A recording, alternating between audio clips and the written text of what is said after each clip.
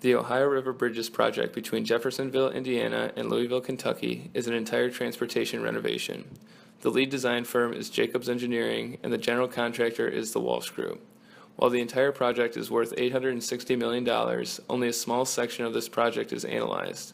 The project includes a new cable-stayed bridge over the Ohio River as the new I-65 highway and includes new highway interchanges on both sides of the river. The purpose of this project is to allow for reduced traffic across the Ohio River from Jeffersonville into Louisville.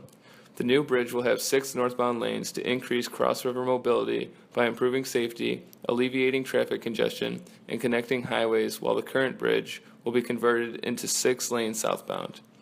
The objective is to ease the commute over the river after this project is completed and will therefore stimulate the economy of the entire Louisville, southern Indiana region. Our construction method of study focuses on the Jeffersonville, Indiana side of the river where I-65 crosses over 9th Street. The I-65 highway will be realigned over 9th Street, and the designers chose H-piles for part of the structural support of the overpass. On-site cameras show the new overpass and the H-pile being driven into place on both sides of 9th Street. Images are seen in the appendix. Walsh Construction has a joint venture with Milestone Construction on this part of the project, and Milestone has been overseeing the construction of the new overpass.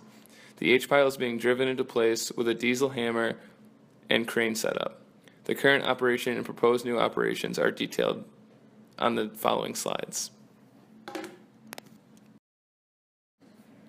In order to study the productivity of the pile driving of the construction site, a live video webcam is used. The construction activity began on March 24th and lasted until March 28th.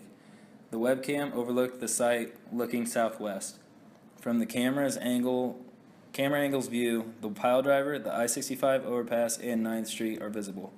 The webcam has date and time settings, so it is easy to go back and view when activity started and when the activity ended.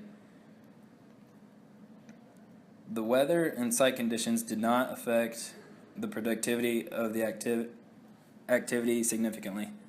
The highs throughout the week were 42, 38, 41, 58, and 61 degrees for each day, respectively. The weather for Monday and Wednesday were sunny. Tuesday, Thursday, and Friday were cloudy, with a small rain shower on Tuesday around midday.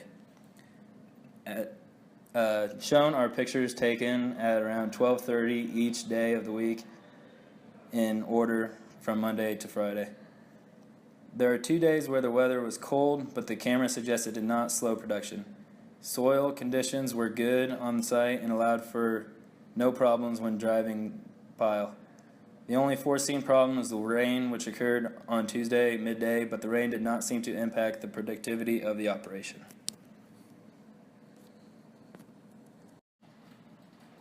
Our site in Louisville, Kentucky, on the 9th Street of I-65 looking southwest, we used camera C6A1. On March 24th, 2013, at 9:51, they began drilling the first pile. The sky was sunny and approximately 26 degrees. On March 24th at 11:45, they were drilling their fourth pile.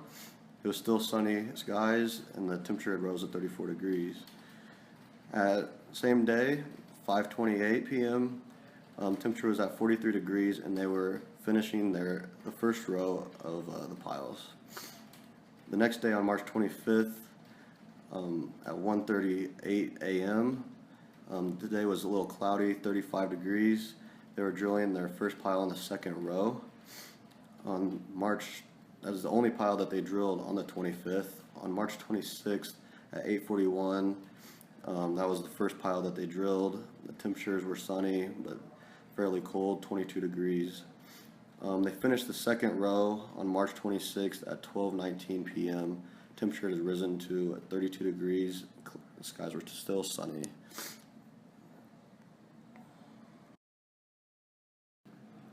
Construction workers use diesel-powered pile drivers, cranes, an operator, a signal person, and helpers to complete this activity.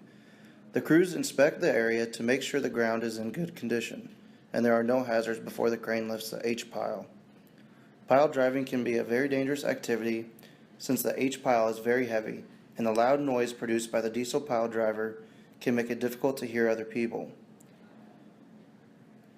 Once the ground conditions and area has been inspected for hazards, the operator will pick up and place the H-pile into the correct position with the assistance of the signal person and other crew members. Once the H-pile is in place, the crews will secure the machine and then give the operator the signal to enable the pile driver. The pile will be driven to the correct depth, and then the operator will disable the pile drive. Crews will inspect the current H-pile and site, and then the operator will detach from the H-pile and pick up the next H-pile. Before looking at the project proposals, we should review the current project setup. Currently, there is one operator using the pile driver, one signal person, and 3 helpers. This has resulted in production of 1 pile per hour, a unit cost of $240 per pile, and a productivity of 0.2 piles per man-hour. Both the cost and production of this current setup can clearly be improved, so ended up at project proposal number 1. Proposal number 1 involved using 1 pile driver, 1 signaler, and 1 helper. The production was still 1 pile per hour, but the unit cost dropped to $190 per pile, and the productivity was raised to 0.33 piles per man-hour. Although we reduced the cost, we still didn't increase the production, so we ended up at project proposal number 2. Proposal number 2 used 1 pile driver and 1 signal person instead. The production was raised to 1.09 piles per hour, unit costs all the way down to $151 per pile, and 0.55 piles per man-hour. This proposal was very cost-effective, but it could have been more productive. This resulted in project proposal number 3, using 2 pile drivers and 2 signal people.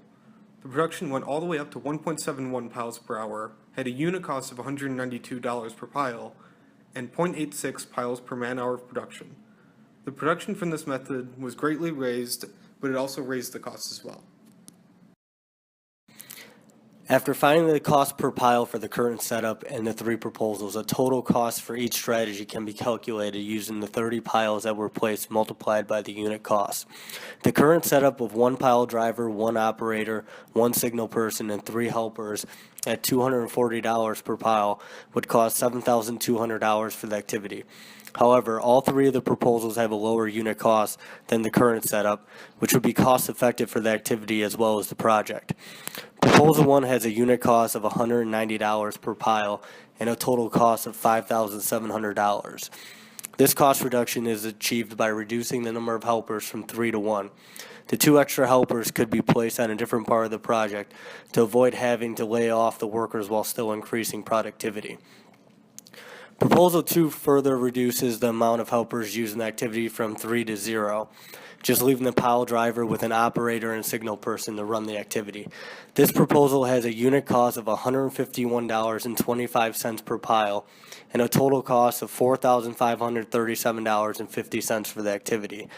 Just as before, the reduced number of workers has decreased the cost of the activity, but the additional workers need to be placed elsewhere in the project.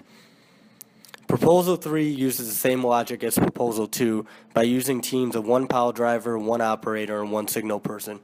However, Proposal 3 doubles the number of each resource from 1 to 2 in order to decrease the total time of the activity.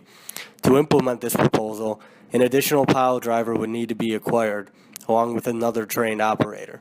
Also, one of the helpers could be converted to a signal person, but 2 additional helpers would still have to be placed elsewhere on the project. This works from a productivity standpoint, but the unit cost is increased $192.50 per pile, with a total cost of $5,775, which is not as cost effective as Proposal 2. Currently, Milestone Construction is using 1 pile driver, 1 operator, and 3 helpers to transfer the piles onto the site. This activity is too expensive for the low production, and there is room for improvement. Burns McDonald has created 3 proposals to better enhance its activity. We analyzed all 3 proposals and have decided that proposal number 2 is the best option. It reduces the unit cost by 37% and it increases the productivity rating 3 times the original rating. The second proposal consists of 1 pile driver and 1 signal person. It has the most amount of benefits with the least amount of setbacks. Milestone Construction should absolutely choose proposal number 2.